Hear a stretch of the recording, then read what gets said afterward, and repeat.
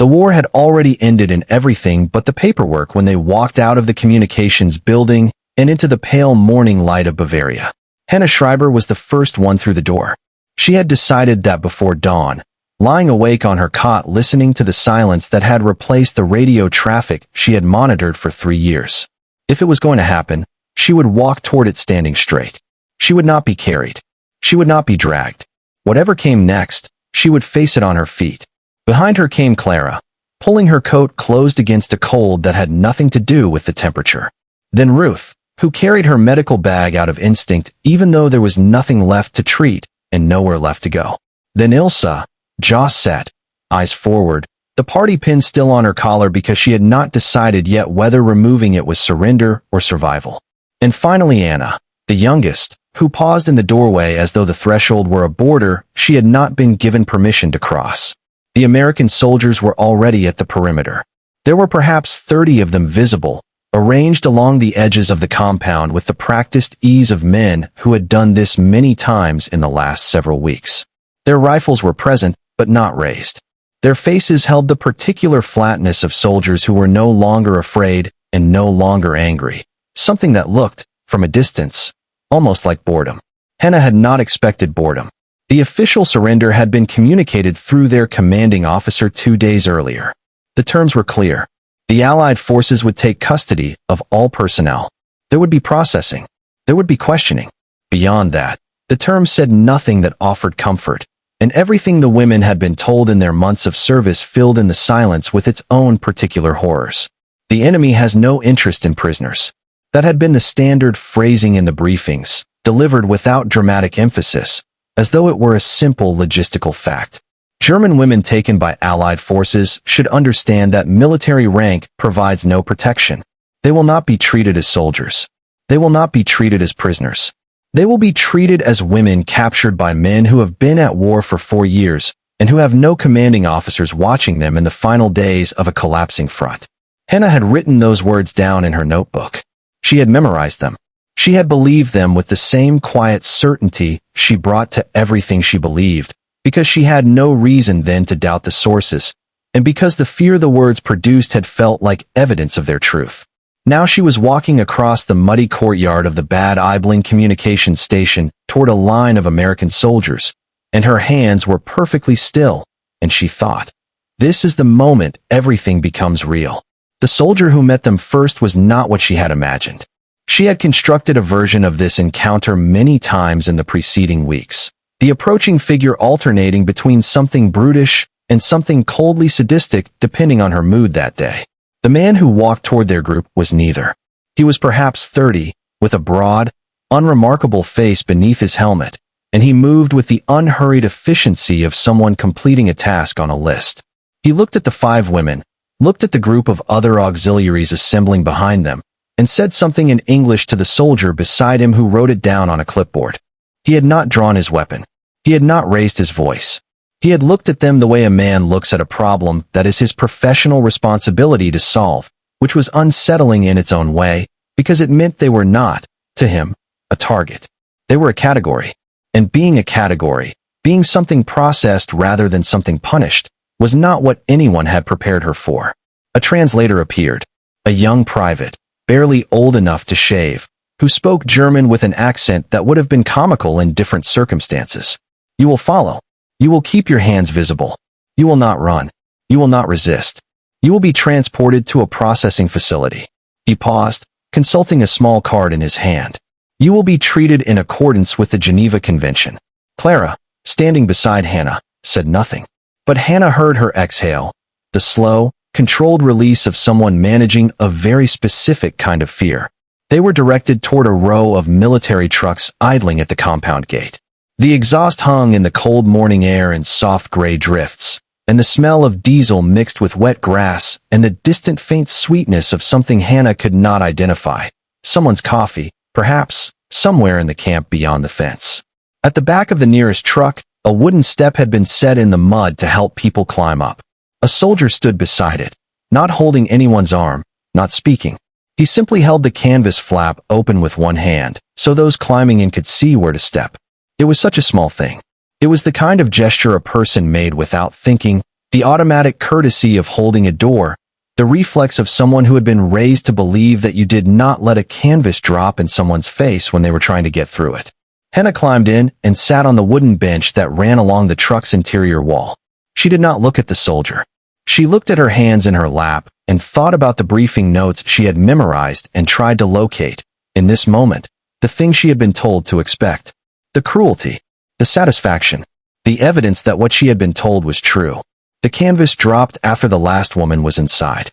The truck's engine deepened, and they began to move. Around her, the others settled into the silence that had become their default language over the last 2 days. Ruth placed her medical bag across her knees and looked at the canvas wall as though reading something written there. Anna sat with her shoulders curved inward, her hands folded between her knees. Ilsa sat with her spine rigid and her eyes fixed on the middle distance of nothing, as though she were still at her post, still monitoring frequencies that no longer existed. Enjoying the content so far? Hit that like button, subscribe for more, and tell me in the comments, what part of the US are you watching from? I'd love to see where our audience is centered. Clara was the one who finally spoke. She kept her voice low, not from any practical caution. The American driver could not hear them over the engine, and would not have understood anyway, but because the situation seemed to require it. He held the canvas open, she said. No one responded immediately. The soldier at the back of the truck. He held the canvas while we climbed in. That means nothing, Ilsa said, without looking at her. I know, Clara said. I am just noting it. The road south was rough and the truck swayed over the uneven ground. Through gaps in the canvas, Hannah caught occasional fragments of the Bavarian countryside passing outside. Green hillsides, the dark edge of a pine forest, a farmhouse with smoke rising from its chimney, as though the world had simply decided to continue. A village appeared and disappeared. Laundry hung on a line in someone's garden. White sheets, a blue dress, a child's small shirt. She did not know whose village it was. She did not know whether the people in those houses had heard the trucks yet, whether they were watching from behind their curtains, or whether they had simply stopped watching anything. She did not know what they knew, or what they had been told, or what they had told themselves. She had stopped knowing things with any certainty approximately 48 hours ago, when the radio traffic she had spent 3 years managing went silent all at once, and the silence had said everything the transmissions had spent 3 years avoiding. The drive took a little over an hour. When the truck stopped and the canvas was pulled back, they stepped out into a different kind of compound, larger, more permanent, with wooden structures rather than tents, wire perimeter fencing, and the steady background noise of a functioning military installation. American voices moved through the air in clusters of sound she could not yet parse into meaning. A woman in an American uniform walked past them briskly, carrying a clipboard, her hair pinned neatly under her cap. She glanced at the new arrivals with no particular interest and continued walking. Hannah watched her go. Then she picked up her bag and followed the others toward the processing building, where a soldier held the door. Hannah noticed the smell before anything else, that specific combination of raw wood and mechanical work that meant the building was new, assembled quickly, built to function rather than to last. The floors were bare planks. The walls were the same. But the electric lights overhead were bright and steady, and the 2 ceiling fans turning slowly in the warm Virginia air were a detail so ordinary it briefly disarranged her. She had not been in a room with ceiling fans in several years. They were directed to a row of benches along one wall and told to wait. The translator, the young private with the approximate German, delivered this information and then stood nearby, not watching them particularly, just present in the way that all the American soldiers seemed to be present, occupying space, doing their work, not performing anything for the benefit of the women sitting on the benches. There was a desk at the far end of the room.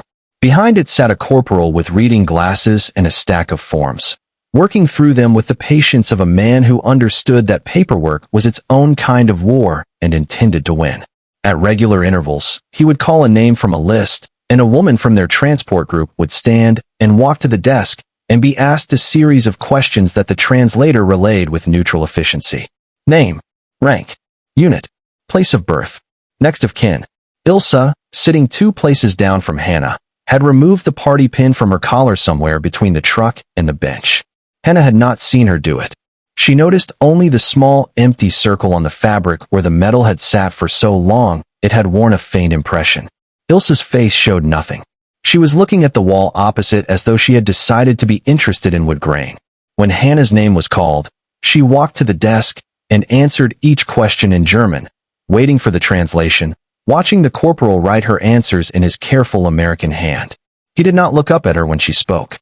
He was not indifferent to her as a person.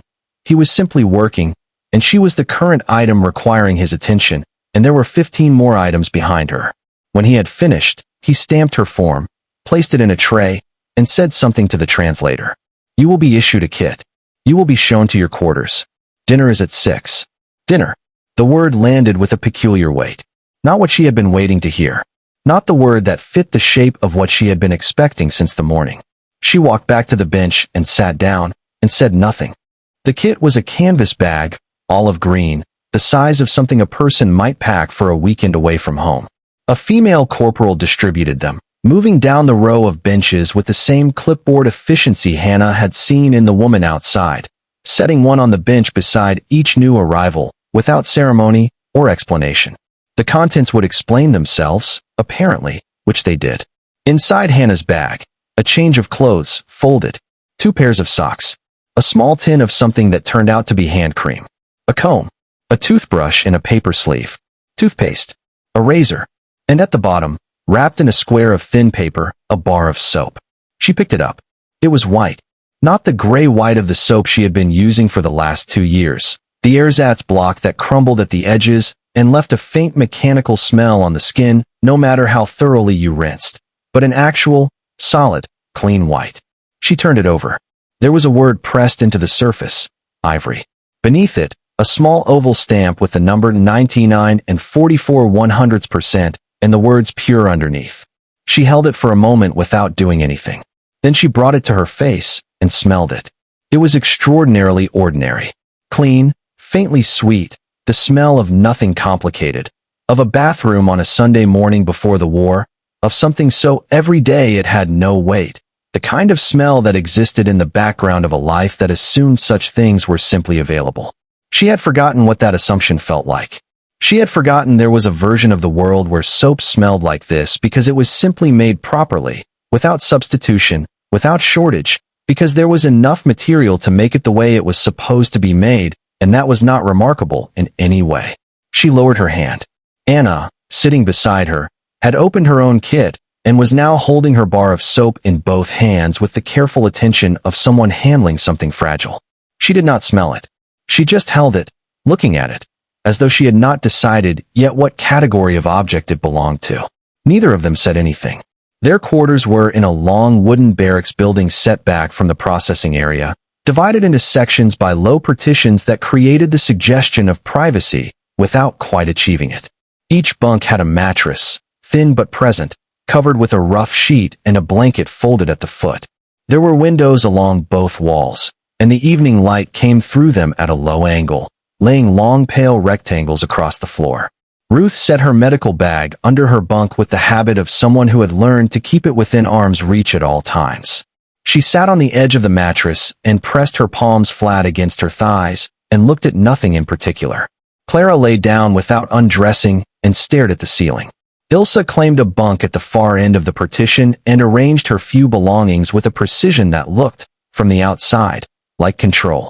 Anna sat cross-legged on her bunk and turned the bar of soap over and over in her hands. "Do you think they eat like this every day?" she said, not directing it at anyone in particular.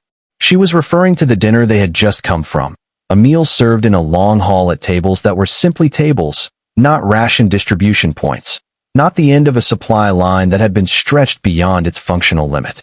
There had been soup, real soup, with actual vegetables visible in it, and a smell that reached them before they even sat down. There had been bread that was not rationed. There had been coffee with condensed milk and, on each tray, a small dish of canned peaches and syrup that Anna had stared at for nearly a full minute before eating. Around them in the hall, American soldiers had eaten the same meal with the concentrated attention of people who were hungry after a long day, but who did not appear to view the food in front of them as something that might not be there tomorrow. There was no hoarding in the gestures.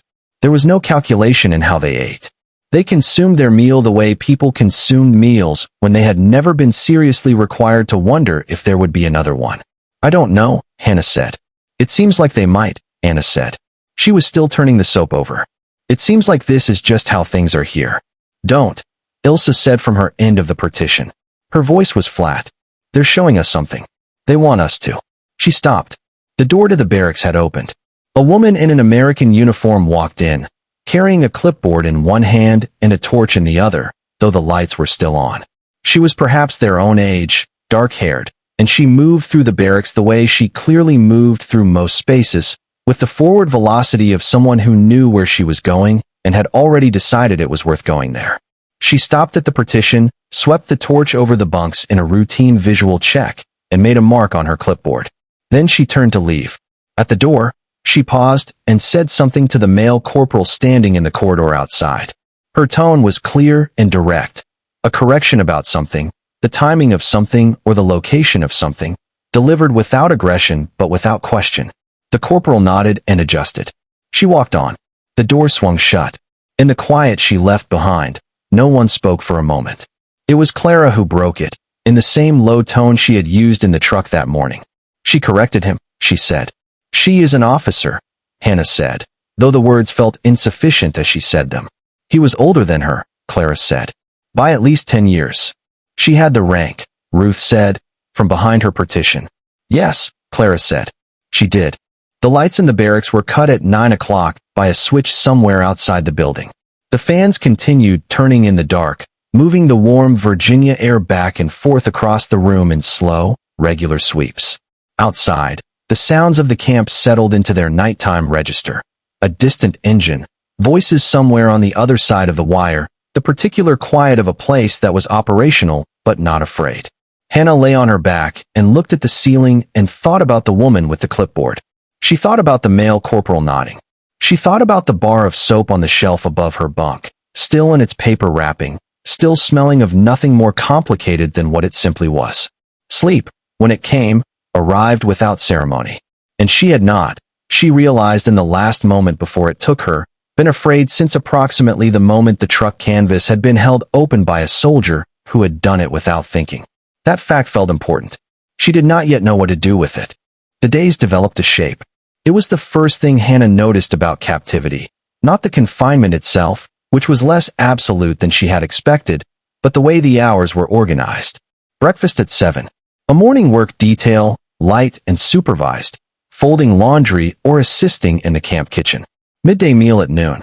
An afternoon that was largely unstructured, which turned out to be stranger than any restriction they had imposed on her, because unstructured time meant time to think, and she had been successfully avoiding sustained thought for several weeks now. Dinner at 6. Lights at 9. The routine had been designed, she understood, as a practical measure. A camp that ran on schedule was a camp that ran without incident.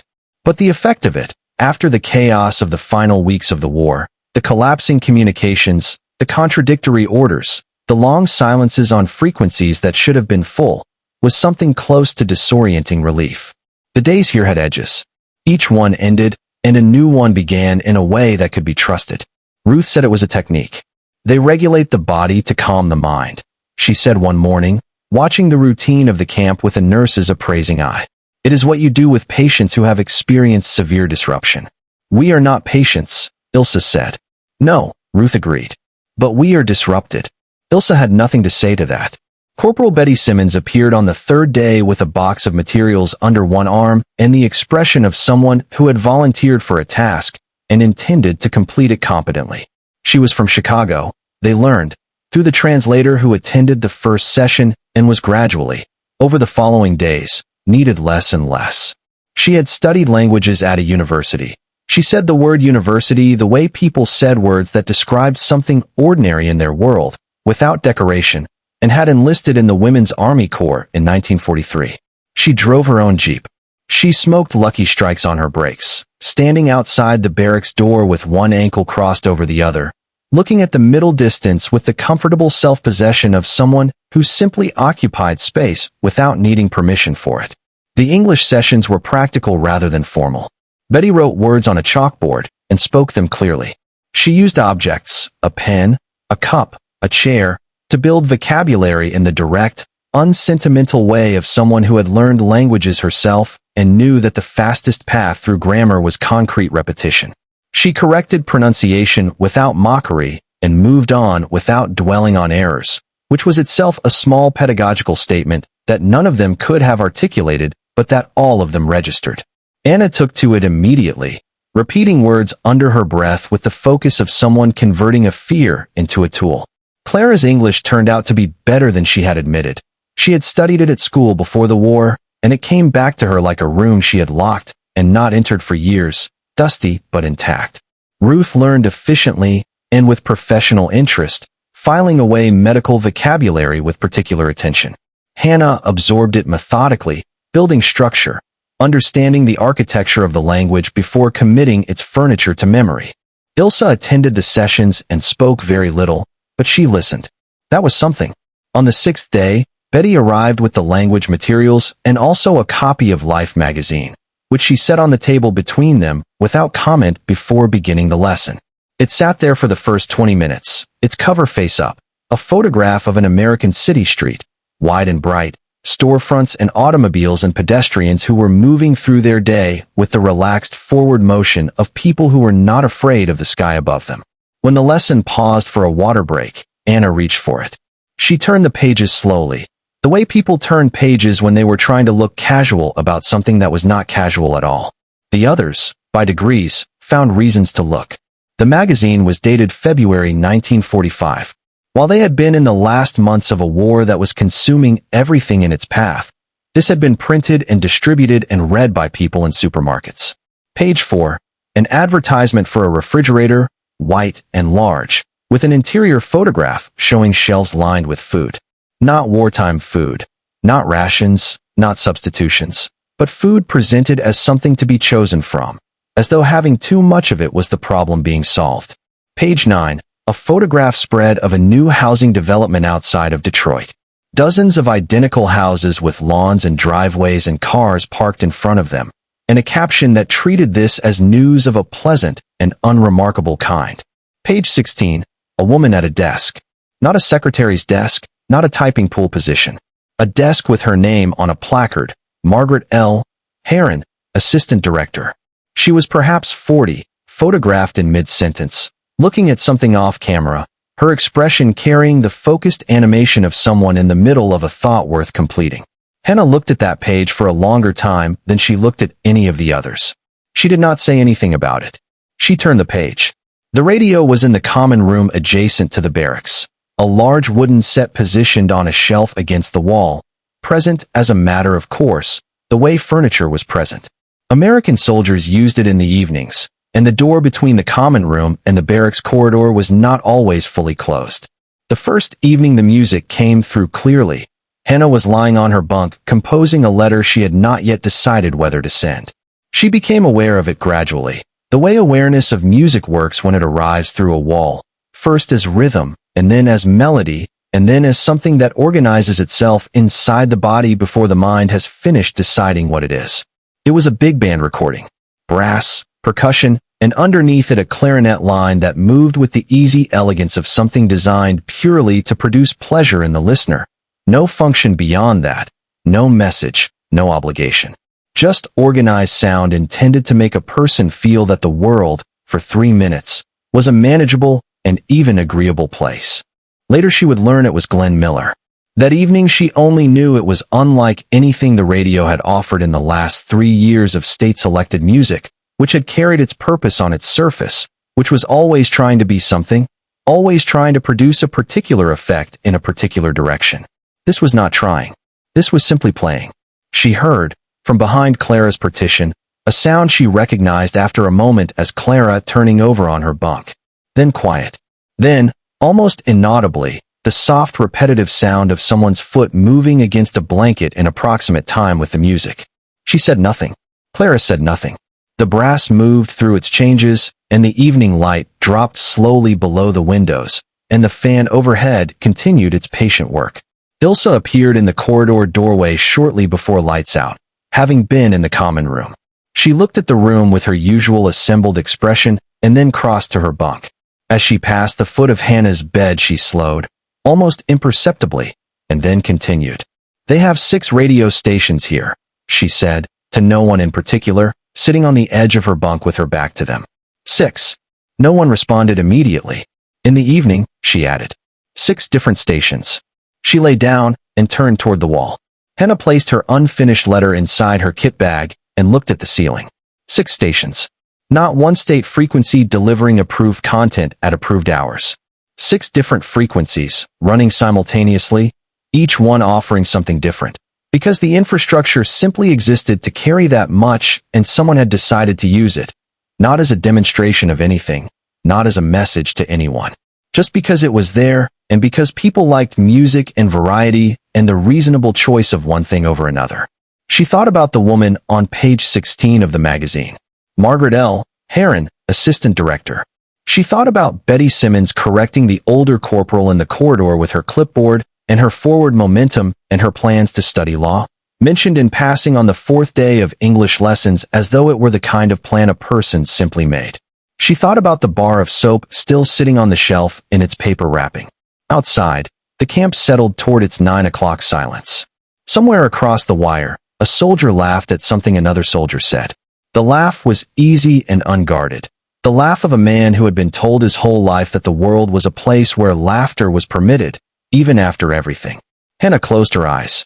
She did not sleep for a long time. Sergeant Hadley came for them on a Tuesday morning, which was an ordinary Tuesday in every other respect. Breakfast had happened. The work detail had happened. The English lesson had been scheduled for 10 o'clock and Betty had arrived with her chalkboard and her chalk and her patient Chicago efficiency.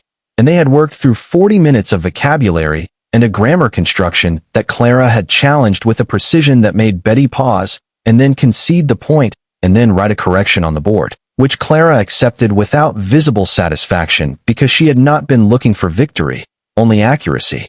It was, in other words, a morning that had the shape of the other mornings, which was why the change in it was immediately legible when Hadley appeared in the doorway of the lesson room at 10 minutes before noon and asked, through the translator, that they accompany him. His face was not the face he wore when he was processing paperwork or conducting the routine administrative checks that brought him through their section of the camp every few days. It was a different arrangement of the same features. Heavier somehow. More deliberate. The way a person's face becomes deliberate when they have decided to carry something and have picked it up and are now simply walking with it. He led them across the camp to a building they had not been inside before. It was slightly apart from the other structures, set back toward the eastern fence, and as they approached Hannah could see that its windows had been covered from the inside. Other groups were arriving from different directions. Other women from the transport, and some of the male German prisoners from the adjoining section of the camp, and a small group of men in civilian clothes she had not seen before and could not place. Inside, the room had been prepared. Boards had been set up along 3 walls, and to these boards photographs had been pinned, dozens of them, each one approximately the size of a sheet of writing paper, each one black and white, each one taken by someone who had arrived somewhere after the fighting and found what had been left behind. Hannah understood what she was looking at before she understood what she was looking at. The mind performs that particular sequence in the presence of certain images. The visual information completes itself, the shapes resolve into what they are. And then a moment later cognition arrives and confirms what the eye has already processed and the body has already responded to with the cold, specific settling that is not quite fear and not quite grief, but lives in the space between them. Buildings behind wire. Structures that were not houses, not barracks in any recognizable military sense, but facilities. The word arrived in her mind with precision, designed for the management of very large numbers of human beings at minimal cost, and toward a terminal end. And the human beings themselves, some living at the time of the photograph, some not. The living ones looked at the camera with expressions that had moved past any emotion Hannah had a name for. They were past hunger, past exhaustion, past whatever had been done to arrive at this. They were at a point beyond points, and the camera had recorded it with the flat neutrality of a machine that does not decide what to preserve and what to discard. She stood very still. Sergeant Hadley spoke. The translator rendered it into German, phrase by phrase, in a voice that was doing its professional best to remain functional. These images were taken by Allied forces as they moved through occupied territory in the final months of the war. They document facilities constructed and operated by your government over a period of more than a decade. The sites depicted include Buchenwald, Dachau, Bergen-Belsen, and others. The Allied command requires all German military and auxiliary personnel to view this documentation as part of the official record. Hadley paused. He was looking at the floor, not at the photographs, not at the women. He had looked at these photographs before, more than once, and had arrived at the place beyond looking where a person simply knows what is there and carries it. The death toll across these facilities is estimated in the millions. The victims include Jewish families, political prisoners, and others designated as undesirable by the state. Some of you may have lived near these sites. Some of you may have seen the trains. Hannah heard someone behind her make a sound, not a word, not quite a cry, and did not turn to see who it was. She moved closer to one of the boards. She needed to see clearly. She needed to confirm that the detail she thought she was seeing was what it was, because the alternative, that she was misreading something, that the shapes her eyes were assembling were not what they appeared, seemed for one moment like a mercy that might be available. It was not available. The detail was what it was. Ruth had stopped walking when she entered the room. She stood 3 steps inside the door and looked at the nearest board with the comprehensive, focused attention of a trained medical professional confronting clinical evidence, which was exactly what she was. Her nurse's education had been extensive on the subject of the human body under physical stress, malnutrition, disease, the progressive deterioration of systems when deprived of what they require. She had treated patients in the final stages of these processes. She knew what they looked like. The figures in the photographs were beyond the stages she had treated. They were at a point her training described in the theoretical language of extremity, what the body becomes when it has consumed itself entirely and still been required to continue. The medical term was cachexia. The clinical presentation was in the photographs. The cause was not a shortage. The cause was a system.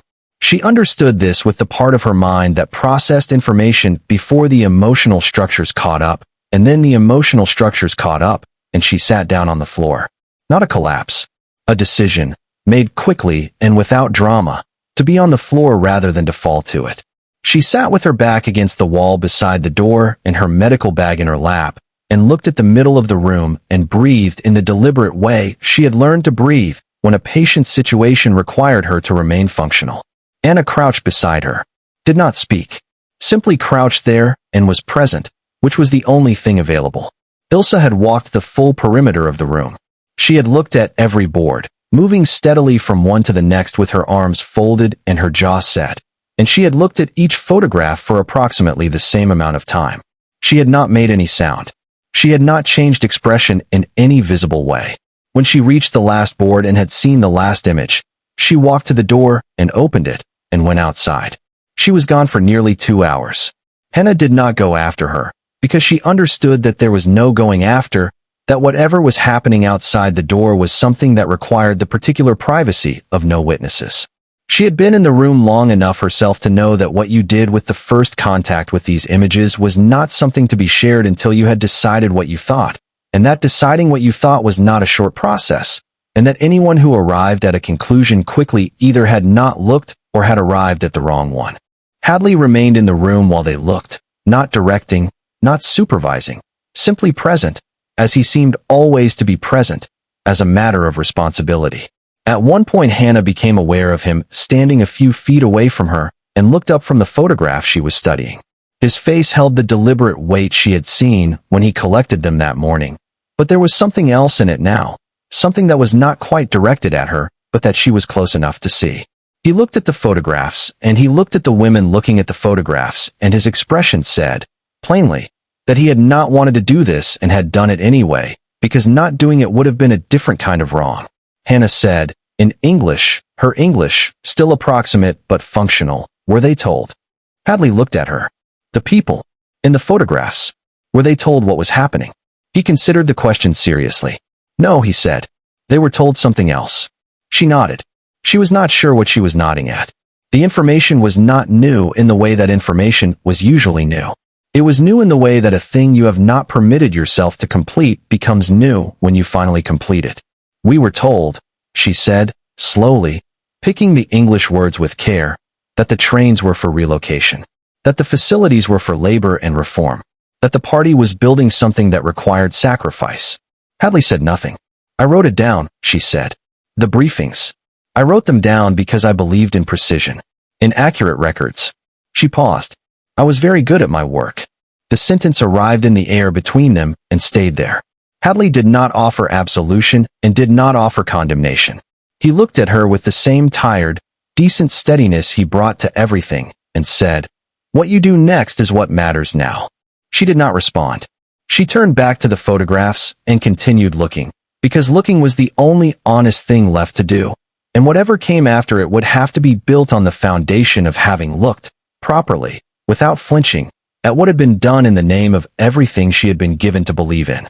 Outside, somewhere beyond the covered windows, the camp continued its organized, untroubled, decent business.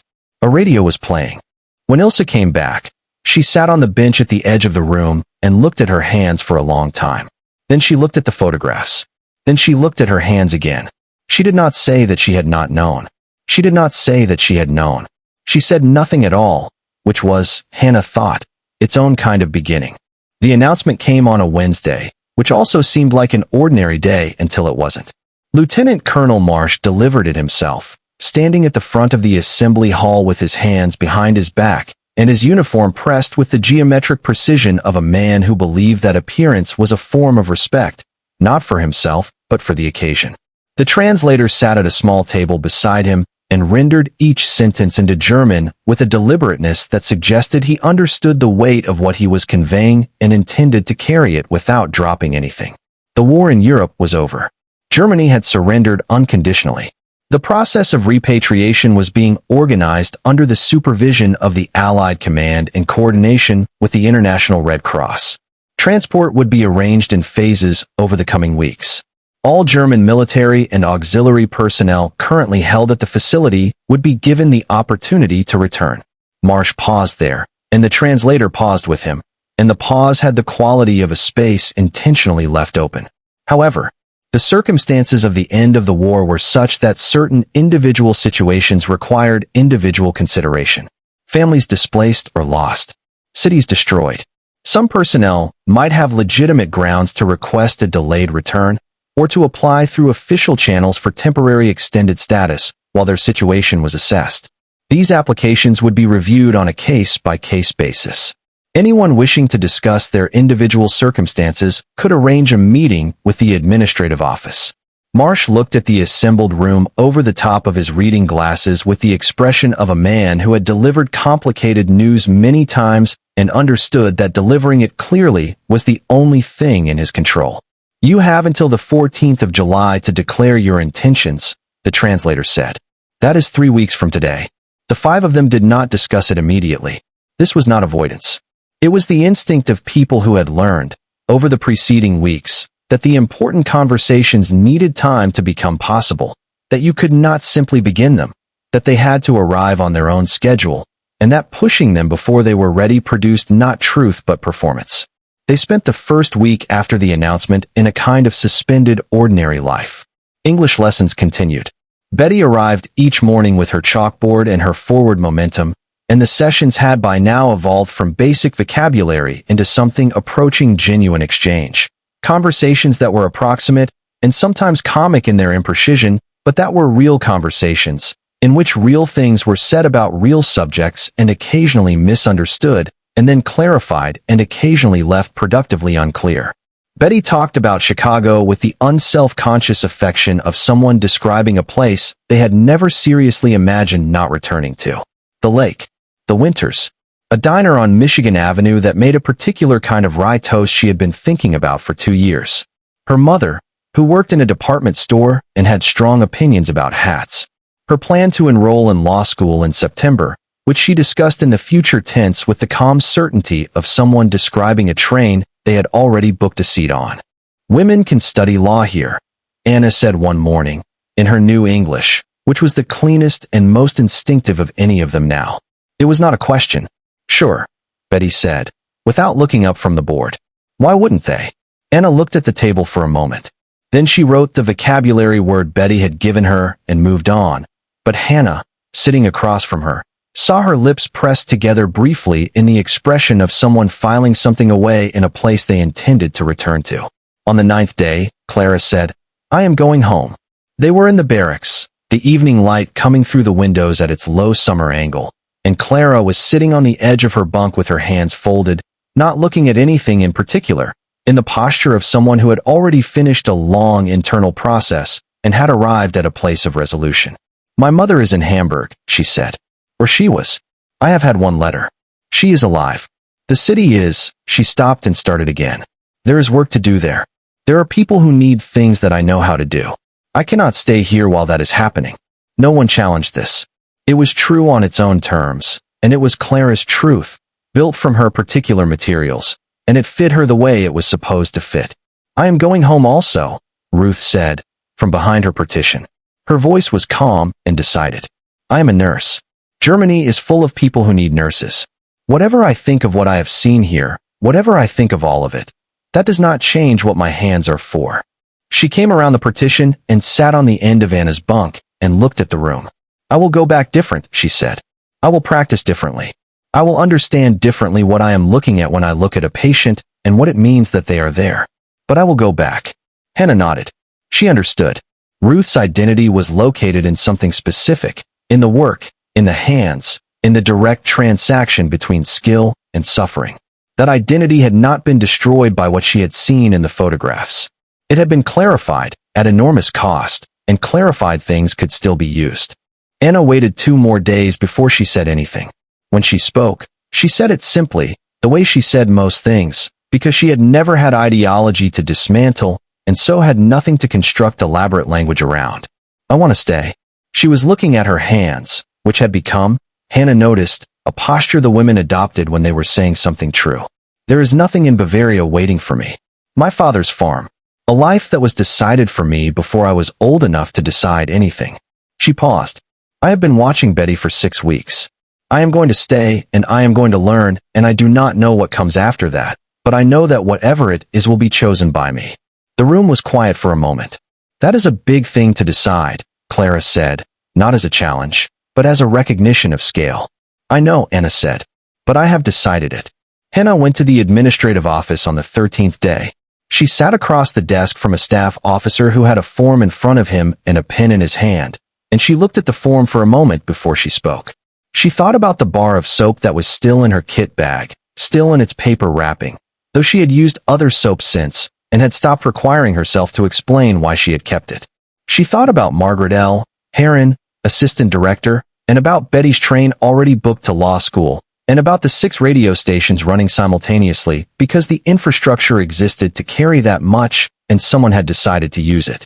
She thought about the morning in Bad Aibling when she had walked out of the communications building with her back straight, and about the soldier who had held the truck canvas open without thinking, and about all the space between those 2 moments that she had spent watching, listening, and slowly and reluctantly revising. She thought about what Hadley had said. "What you do next is what matters now." She told the officer she would be returning to Germany. The trucks left in the 2nd week of July, which was warm and green in Virginia in a way that Bavaria in July was also warm and green, though different in ways she was still cataloging when the camp disappeared behind the tree line and the road opened ahead of them. Betty stood at the gate as the transport left. She had her clipboard, because she always had her clipboard, but she was not writing on it. She raised one hand as the trucks passed. Not a wave exactly. An acknowledgement. The gesture of someone who believed that departures deserved to be marked, that the fact of a person's leaving was something worth noting with the body. Hannah did not wave back, but she watched through the gap in the canvas until Betty was no longer visible, and then she faced forward. 18 years later, 5 letters arrived at a small address in Philadelphia, Pennsylvania, in the space of a single month. The address belonged to a resettlement organization that had been operating since 1948, run by 2 women. One originally from Chicago who had studied law and then decided to use it for this, and one originally from Berlin who had studied English in a processing camp in Virginia in the summer of 1945 and had never entirely stopped studying since. Clara wrote from Hamburg. She was teaching at a school in the rebuilt quarter of the city. Her handwriting had always been precise, and it still was. Ruth wrote from Munich. She was running a clinic. She had trained 4 nurses this year. She was well. She wanted them to know she was well. Anna wrote from Chicago itself, one neighborhood over from the diner on Michigan Avenue that Betty had described, in an apartment above a laundromat where she studied in the evenings and worked in the mornings and had decided the previous autumn to apply for citizenship, which had been granted in March. Ilse wrote from Frankfurt. Her letter was the shortest. It said that she had a job and a small apartment and that she did not write letters easily and did not intend to pretend otherwise. But she wanted them to know that she still had the bar of soap from the kit they were given when they arrived. She had never used it.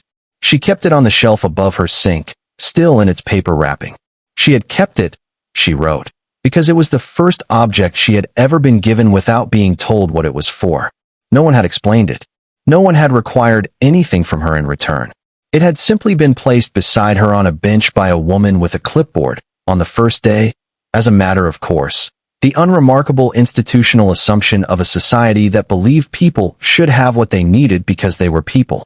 She thought about it most mornings when she stood at the sink. She thought it was the smallest possible thing and also, somehow, the whole argument.